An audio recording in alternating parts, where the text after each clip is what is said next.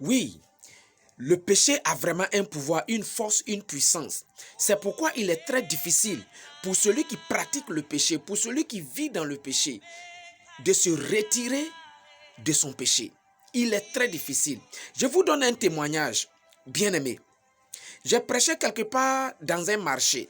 Et lorsque j'ai fini et que je voulais me rendre là où je devais partir, il y a un jeune homme qui s'est approché de moi. Il est venu vers moi et il m'a expliqué son problème.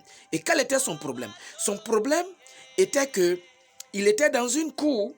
Il avait une chambre quelque part dans une cour. Et ce jeune homme avait connu par ses yeux la nudité de toutes les femmes de cette cour. Et comment est-ce qu'il le faisait d'après lui? Il m'a dit que quand une femme partait se laver dans cette douche commune de cette cour commune-là, il y avait un trou, une fissure quelque part où il partait se cacher pour regarder la nudité de celle qui se lavait. Et il avait l'habitude de le faire. Et à chaque fois qu'il finit de regarder la nudité d'une femme, il se rend dans sa chambre et il commence à pleurer. Ça veut dire qu'il n'aime pas ce péché. Ce jeune homme n'aimait pas ce péché. Mais derrière chaque péché, comme il y a une force, il y a un démon, il y a un pouvoir, il y a une puissance, ce jeune homme ne pouvait pas s'empêcher lui-même de faire quoi? D'agir ainsi. C'est pourquoi nous devons nous attacher à Jésus-Christ, car c'est Jésus seul avec sa croix, car c'est Jésus seul avec son sang qui peut nous libérer de tout péché. C'est pourquoi, bien-aimé, la religion ne te sauvera pas, ton église ne te sauvera pas, ta dénomination ne te sauvera pas, tes parents ne pourront pas te sauver, rien ne pourra te sauver, personne ne pourra te sauver à part Jésus-Christ de Nazareth. Par son sang, tu seras sauvé. Par son sang, tu seras sauvé. Par son sang, tu seras sauvé. Bien-aimés, les gens sont sauvés par le sang de Jésus-Christ de Nazareth. Les saints de Dieu, les enfants de Dieu, les véritables enfants de Dieu sont sauvés du péché par le sang de Jésus-Christ de Nazareth. Parce qu'ils ont accepté Jésus. C'est pourquoi le péché n'a aucun pouvoir sur un saint. Le péché n'a aucun pouvoir sur celui ou celle que Jésus-Christ a utilisé son sang pour le laver, pour le purifier, pour le sanctifier, pour le justifier. Bien-aimé, ce jeune homme souffrait dans ce péché, mais il ne pouvait pas lui-même s'empêcher. J'ai prié pour ce jeune homme, je ne l'ai plus vu, mais moi dans ma foi en Jésus, je crois qu'il a été délivré. Bien-aimé, le péché a une force. Et comment est-ce que le péché exerce sa force, sa puissance et son pouvoir? J'ai déjà, dans une première vidéo, dans la vidéo précédente, j'ai déjà dit que, premièrement, le péché a une force à travers le fait qu'il soit attirant.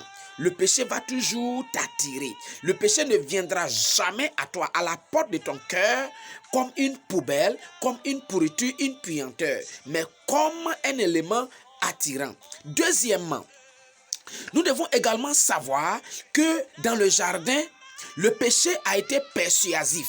Le péché a été convaincant. Et donc, le péché est toujours persuasif. Le péché est toujours convaincant. Le péché ne vient pas seulement pour être rejeté. Le péché ne vient pas en tant qu'un élément rejetable, en tant qu'un élément, un élément on peut rejeter. Non, le péché vient avec la persuasion, avec une force persuasive, une puissance persuasive, un pouvoir persuasif et convaincant. Le péché vient toujours te convaincre. C'est pourquoi les êtres humains tombent toujours dans le péché. D'aucuns disent que Ève a été faible, Adam a été faible. Le péché en ce moment-là était tellement convaincant qu'elle ne pouvait pas s'empêcher. Et même si elle avait la force de s'en empêcher, mais elle n'a pas pu. C'était trop convaincant. Quand vous lisez dans Genèse 3, vous allez bien comprendre. C'était trop convaincant. C'était trop persuasif. Et notre mère Ève, notre maman Ève, la mère de tous les vivants, a chuté en son temps. Elle a aussi donné le fruit à son mari et lui aussi, il a chuté parce que c'était persuasif, c'était convaincant. Troisièmement, le péché exerce une force sur ceux qui pratiquent le péché parce que le péché montre toujours un visage inoffensif. Le péché montre toujours un visage inoffensif et indestructible. Il vient comme s'il ne va pas te détruire. Il vient comme s'il ne va rien te faire de mal. Oui, le péché se présente comme inoffensif. Le péché se présente comme indestructible et ne montre jamais son côté de saleté, de puanteur ou de poubelle. Il est toujours impeccablement emballé. Le péché a toujours été impeccablement emballé. Tu ne verras jamais le péché dans une poubelle. Le péché sera toujours bien emballé pour te présenter. C'est comme ça que l'ennemi fait pour gagner des âmes. Par exemple, nous voulons tous de l'argent et nous avons tous besoin d'argent. Le péché peut venir avec le plaisir sexuel. Le péché peut venir avec l'idée de l'argent, l'amour pour l'argent. Le péché vient toujours impeccablement bien emballé. Quatrièmement, le péché sait très bien cacher le danger de la mort en son sein. Dans chaque péché, il y a la mort. À l'intérieur de chaque péché, il y a ce qu'on appelle la mort spirituelle qui agit également sur le physique pour te tuer physiquement. Mais le péché, les démons du péché, les puissances du péché, le pouvoir du péché, les forces des péchés ont toujours su cacher le danger des morts, des péchés. Ils cachent, ils emballent ça. Tu ne peux pas voir. C'est après avoir commis le péché que tu récoltes les mauvais fruits. Et il n'y a pas de péché sans punition. Il n'y a pas de péché sans mort. Il n'y a pas de péché sans dégâts spirituels. Il n'y a pas de péché sans conséquences négatives. C'est pourquoi nous devons lire la Bible. Et donc, Dieu ne laisse pas le péché impuni. Le péché a toujours des dégâts, provoque toujours des dégâts spirituels qui agissent même sur le physique. Le péché contient toujours des conséquences amèrement négatives. Quand nous lisons par exemple dans Apocalypse 20, le verset 10, il est écrit: « Et le diable qui les séduisait fut jeté dans les temps de feu et de soufre, où sont la bête et le faux prophète, et ils seront tourmentés jour et nuit au siècle des siècles. » Bien-aimé, le péché a toujours des conséquences négatives. Adam et sa femme ont péché. Ils ont eu leurs conséquences. Ils ont vécu l'expérience des conséquences négatives. Et aujourd'hui, à cause de ce péché d'Adam et Ève, à cause de ce péché adamique, notre monde est en lambeaux. Le monde a des problèmes et le monde va prendre fin. Dieu n'avait pas créé ce monde pour qu'il prenne fin, mais à cause du péché. Bien-aimé, le péché a toujours des conséquences négatives. Cinquièmement, ce que nous devons noter également, ce qui fait la puissance, la force, le pouvoir du péché qu'il exerce sur ceux qui le pratiquent est que derrière chaque péché, il y a un ou des démons. Par exemple, ce jeune homme dont je viens de parler, certainement, c'est un démon qui le pousse à aller regarder contre sa volonté la nudité des femmes de la cour où il habitait. Je ne sais pas s'il habite toujours là-bas. Derrière chaque péché, il y a une force, il y a une puissance.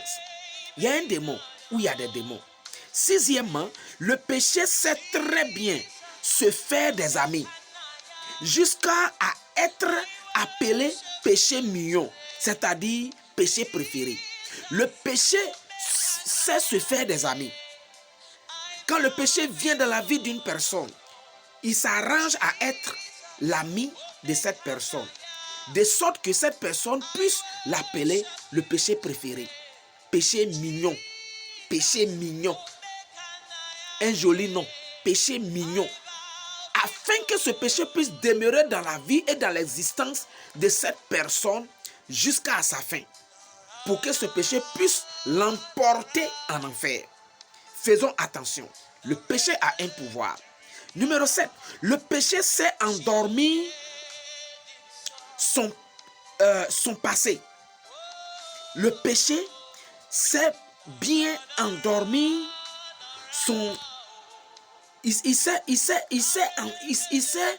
en tout cas, il a la qualité de faire endormir celui qui le pratique, afin de mieux le contrôler, mieux le dominer, aussi longtemps que possible. Quand il y a un péché dans ta vie et que tu l'appelles péché mignon, péché préféré, il va t'endormir. Il va fermer tes yeux spirituels afin que tu ne voies jamais que tu es dans l'erreur. Souvent même, tu entends des prédicateurs dire ce que tu fais, mais tu dis tu t'en fous parce que tes yeux spirituels sont fermés. Ta mentalité spirituelle est fermée. Tu n'as plus de morale spirituelle pour Dieu. C'est fini. Bien-aimé, pendant que tu suis ce message, viens à Jésus. Attache-toi à lui et il te sauvera. Lui seul, par son sang, peut te délivrer de n'importe quel péché. Bien-aimé, ce que nous devons savoir est que le péché est donc un esprit qui détient au moins les 5 sens de l'homme. Quand le péché vient dans ta vie, il fait tout son possible pour contrôler tes yeux, pour que tu voies comme lui, pour contrôler ta bouche, pour que tu parles comme lui, pour contrôler tous tes sens, pour que tu agisses comme lui il le veut. C'est pourquoi derrière chaque péché, il y a une puissance, il y a un pouvoir, il y a un démon ou des démons. Le péché a donc un comportement. Le péché peut donc entendre, le péché peut voir. Et il impose, lui, ses sens à celui qui vit dans le péché. Le péché s'impose à toi. Quand il vient d'abord en tant qu'attirant. Il vient d'abord en tant qu'ami, en tant que joli cadeau. Mais quand il a été consommé, il te maintient dans son état pour que son état soit ton état et que ton état soit son état. Vous devenez de même corps et de même chair. Bien-aimé, le péché a une force. Mais le péché n'a pas de force, ne peut pas exercer de force sur ceux et celles qui ont véritablement accepté Jésus-Christ de Nazareth. Je t'invite à accepter ce Jésus. Accepte-le, frère. Ce péché-là, que tu n'aimes pas, mais tu es toujours poussé par quelque chose à l'accomplir, à l'exécuter. Jésus seul peut t'en délivrer. Jésus seul peut te sortir de là pour faire de toi un véritable humain divin, choisi, élu par Dieu pour avoir le ciel de Dieu. Sois béni et que l'Éternel se glorifie dans ta vie. Au nom de Jésus-Christ. Amen.